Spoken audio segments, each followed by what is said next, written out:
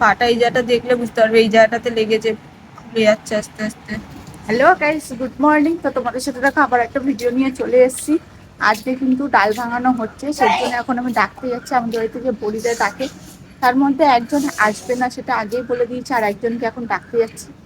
আজকে আমার না প্রচুর চাপ হয়ে যাবে, মানে একদিকে তো বাবার শরীরটা খুবই খারাপ, উনি কোনো কাজই করতে পারছে না, সেদিকে আবার আজকে ভোট দিতে একজন আসবে না। তো এখন আমাকে উনিকে ডাকতে যাবো, তারপরে এসে জামা টামা চেঞ্জ করে নেব, নিয়ে তারপরে বড়ি দিতে হবে, চালে উঠতে হবে, আবার বড়ি দিতে হবে। যে মোটামুটি প্রচুর খাটনি হবে। তো চলো এখন থেকে ভিডিওটা শুরু করি, দেখা যাক কতদূর কি হয়। তো পুরো ভিডিওটা কিন্তু দেখতে থাকো। তো দেখো ফাইনালি কিন্তু আমি ড্রেস ছেড়ে রেডি হয়ে গেছি, আর ওদিকে ডাল ভাঙানো শুরু হয়ে গেছে। তো চলো তাড়াতাড়ি করে আগে বড়িটা দিয়ে নিই, তারপরে দেখছি কি করা যায়। আজকে কিন্তু অনেকটা ডাল ভিজিয়েছে, অনেকটা মানে অনেকটাই ডাল ভিজিয়েছে। আর এদিকে পাখি রেডি হয়ে গেছে, কিসের জন্য বলো? পড়াতে আসবে দিদিমণি?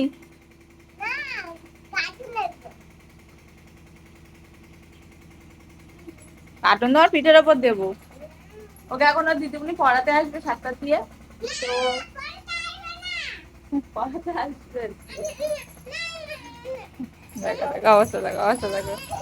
তো যাই হোক না কেন, চলো আগে কাজটা শেষ করি, তারপরে দেখি কত কিছু করা যায়।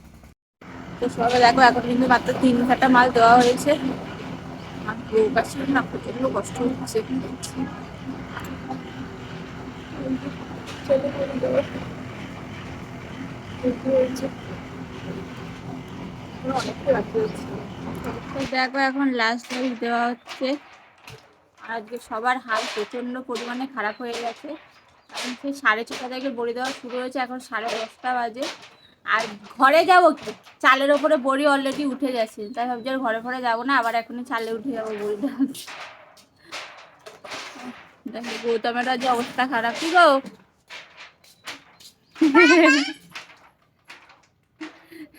পিসি তো মনে হচ্ছে একবার স্নান করে নিয়েছে, বাড়িতে গিয়ে আরেকবার স্নান করে নেবে।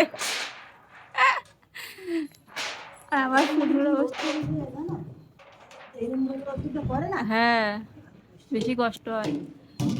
যাই হোক, চলো টাটা, আর দেখা হবে না।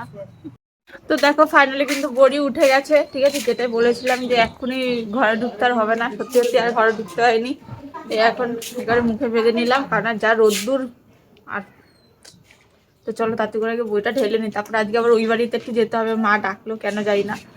তো চলো আগে বইটা ঢেলে নিই, তারপরে আবার ওই বাড়ি যাবো।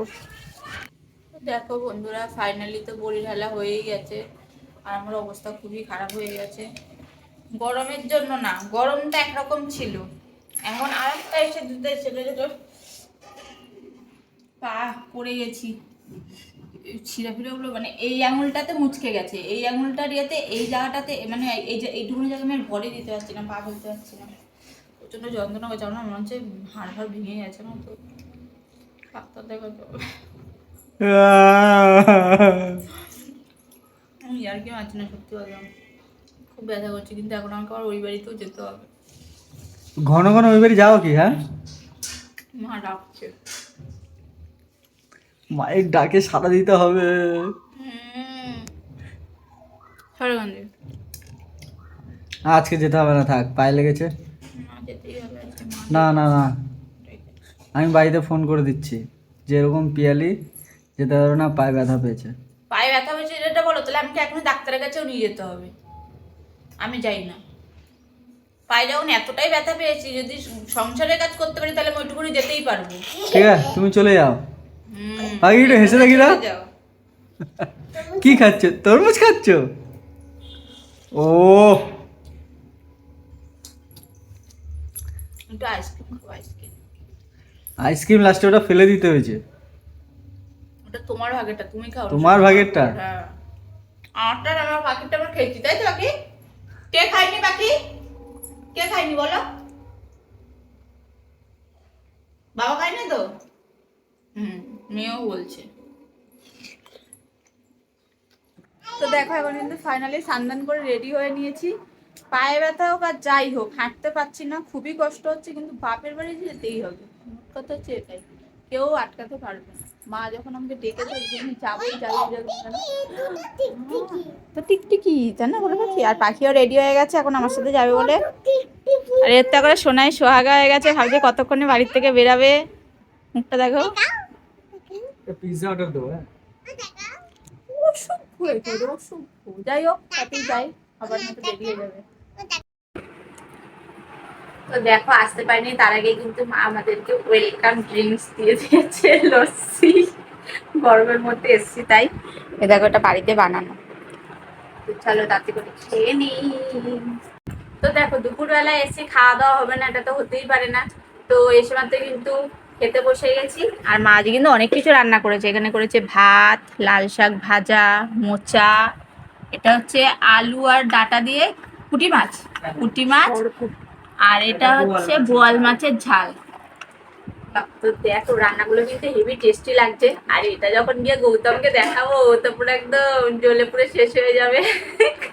না না, গৌতমের জন্য বোয়াল মাছ। তো যাই হোক না কেন, আর একটা স্পেশাল জিনিসের জন্য কিন্তু মা আমাকে এখানে ডেকেছে, ঠিক আছে? সেটা আমি তোমাদের সাথে একটু পরে শেয়ার করি। তার আগে আগে দুপুরের খাওয়া দাওয়াটা দিয়ে করে নিই, তারপর তোমাদেরকে দেখাচ্ছি যে কি জিনিসের জন্য মা আজকে আমাকে এখানে ডেকেছে।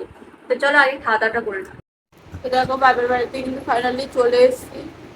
আসলে এতটা পাটা ব্যথা করছে না, থাকতে পারছিলাম না, সেজন্য তাতে করে চলে এসেছি। দেখো পাটা, এই জায়গাটা দেখলে বুঝতে পারবে, এই জায়গাটাতে লেগেছে, খুলে যাচ্ছে আস্তে আস্তে। আর এখনো আমার পায়ে ক্রেপ ব্যান্ডেজ বেঁধে দিচ্ছে, পা উঁচু করতে পারছি না।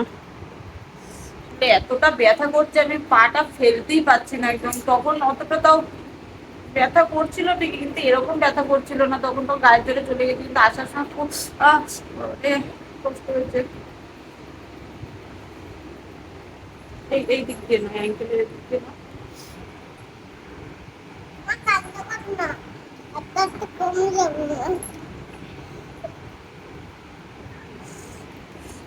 কি হবে পাটাটা বুঝতে পারছি না।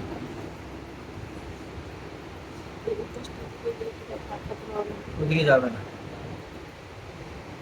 হ্যাঁ, এইখানটা তো আরেকটা না। তো দেখো, ফাইনালি কিন্তু ক্রেপ ব্যান্ডেজ বাঁধা হয়ে গেছে। আমি না আসলে সত্যি তো বুঝতে পারছি না যে পাটা মানে কি লেগেছে কোন জায়গার, মানে বুঝতে পারছি এই জায়গাটাতে ব্যথা, কিন্তু কিভাবে লেগেছে আমি বুঝতে পারছি না। পা তুলতে পারছি না, পা ফেলতে পারছি না, প্রচন্ড কষ্ট হচ্ছে। মানে এত ব্যথা করছে না, সত্যি ব্যথা হচ্ছে।